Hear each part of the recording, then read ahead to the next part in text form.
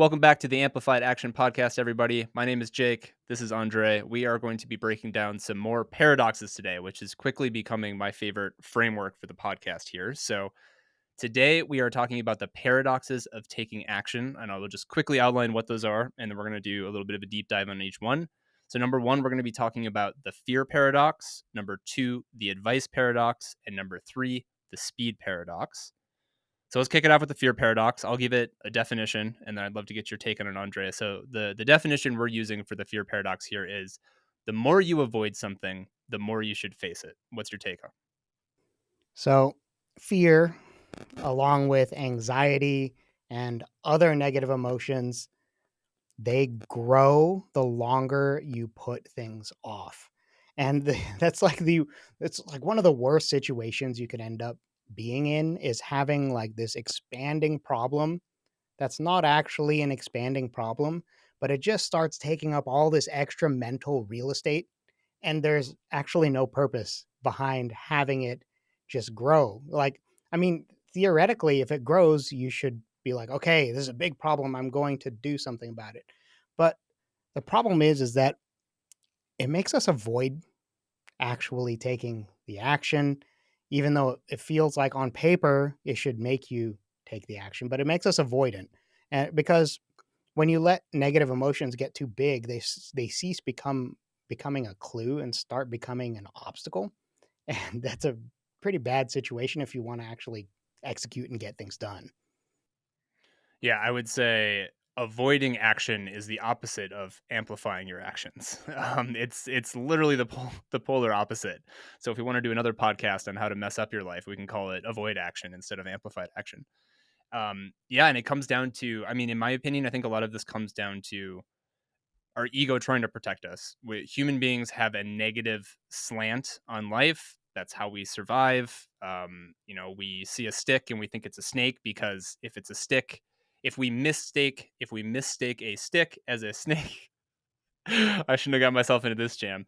If we mistake a stick as a snake, no problem. Oops, I messed up. But I didn't get bit. But if I think a snake is a stick and I get bit, I'm dead. So we lean towards that. We're going to always overemphasize the fear and the negative parts of it.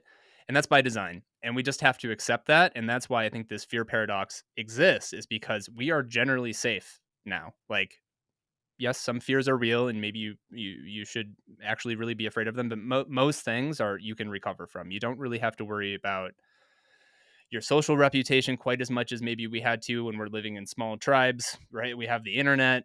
You can make mistakes, and if you let that fear build up, you're right. It's like you're just carrying around this fear in this backpack on your back, and it's going to weigh you down and weigh you down, and it just makes you avoid the world essentially. Yeah. So there are still sticks and there are still snakes. Yes. But what's different is now we have, anti-venoms and all that great technology. But yeah, like our brains are just wired for a different time. And being aware of how our brains are wired get us a little bit closer to seeing reality as accurately as we possibly can. And shortcutting the negative biases in any way that we can. The easiest way is to just act immediately before your fear reflex can kick in. That's honestly, I teach my kid that. Be like, okay, if you have to do something and it's something that might cause you to feel a little bit afraid, but it's actually safe, you need to do it right now before it gets any bigger. And that's the case not just for kids, but for everybody, right? Like if you know intellectually that there's actually not a terrible horrible outcome waiting on the other end of taking that action that you're putting off, then lean in, take the action and do it as quickly as possible so that you can shortcut it. And that's the key to dealing with the fear paradox. And the other thing is understanding that everything is not everything. Most things are recoverable. Like people feel like they can't quit their job or they can't start their business. They can't take a risk because it's not reversible in their heads, but most things are reversible. Like even getting married is reversible. It's getting more and more reversible every day, right? Like there's everything is reversible. So the fact that everything is reversible means that you can probably take more actions because the risk of ruin is actually way way lower than we think it is. Yeah, and I'll throw a tiny bit of dark humor in there is that if it's not reversible, you might not be around to care that it's not reversible anyways. Careful out That there. that Don't take stick big risks, but that stick was a snake. yes, it happens. Yeah, yeah, and what you said, the reversible thing I think is so important to override some of that deep instinctual fear of change and failure and social rejection, and bring a little bit of logic into to overwrite some of that. And the tool that I personally go to is something I believe Tim Ferriss created it, or at least he did a TED talk on it, so he made it kind of famous, which is called fear setting.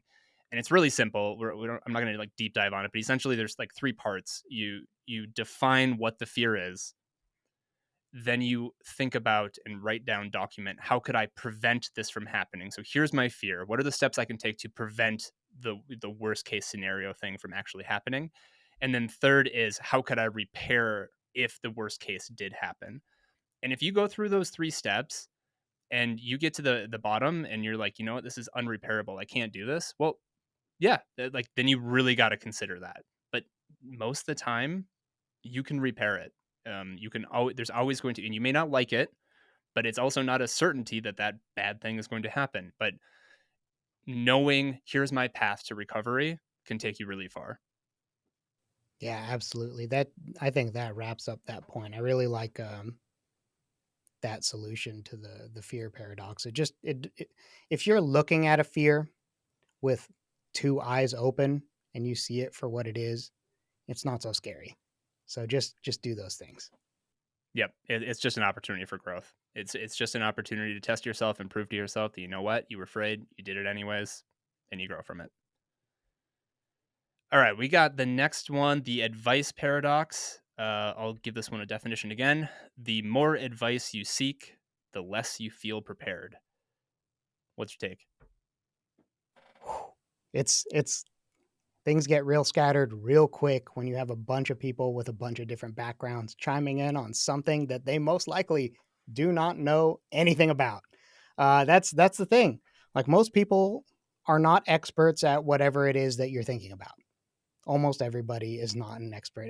Like the perfect example of something of this nature is diet and exercise. Like everybody, it's like I walk around, I eat food, that means I can be an expert.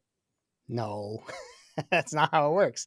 And it like goes across all kinds of different topics. So who you accept advice from and the number of people that you accept advice from should be pretty narrow, honestly. Like I think about things because I have like a poker background and I'm into game theory as I assign probabilities. So someone else's advice is only going to map over to my situation a certain percentage. And the people that you want to accept advice from are people who have a high degree of alignment with understanding your situation with lived experience. So, the perfect example of that would be somebody who had the same starting point as you and is going for a similar, if not identical, goal as you. The very, very most 100% alignment thing would be, you know, you time travel back to yourself and you help yourself. The closest we can get in reality, that's, you know, is probably mentorship.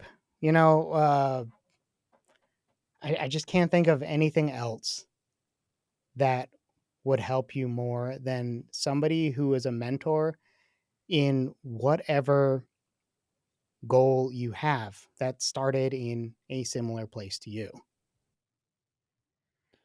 Yeah, this makes me think of so like yeah, my mind goes to like you have to really curate who you're taking advice from. The more advice you get, the more viewpoints you have, the more it's going to increase your anxiety around the decision because you're like, well, this person said this and this person said that. Who do I trust? So you have to curate who you get the information, who you get advice from, and less is more. Like higher quality, more signal, less noise. I think is what we're looking for because just the act of acting with confidence is going to take you places, even if it's not the perfect advice. If you feel confident in it, that alone is going to help you. And one thing that comes to mind is something I did recently, and I've been meaning to sort of like put a system in my life to do this because I found it so valuable. I took it from a tweet from Alex Hormozy. I can never say his name right. Hormozy. Hormozy. I did this in another podcast. Hormozy. And it was a tweet about I can't remember exactly the tweet, but it was like had a conversation with my 85-year-old self or something. Like he was really smart, a lot really useful, whatever it was. It was a tweet like that, and I was like, oh, that's interesting. And I did that one night, and I wrote like a chat thread, like current me, 85-year-old me, and I would just ask questions to myself, and then I would answer them, and I'd sort of like switch back and forth, like role play with myself, where I wouldn't think of the answer as I was writing it. I was just purely formulating the question, and then I would take a pause and I would switch back into advice mode and give myself advice back.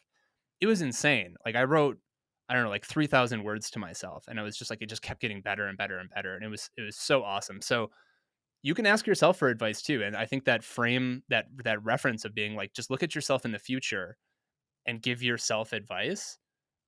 It's been really helpful for me. I should say, like the few times I've done it, so helpful that I think I need to like work that into my life more often. And then also taking the viewpoint of others. I wish I could give credit to who I heard this idea from, but I don't recall. It was some podcast somewhere, um, of having mentors that don't know they're your mentor, right? Just take their frame of mind and ask them a question and just respond as them. So if you can't get your hands on people who do give good advice, which you definitely should, if you can't do that, there's a lot of things you can do just playing role playing in your own head. Yeah, I really think that there's free mentorship. Like that's kind of what social media can be.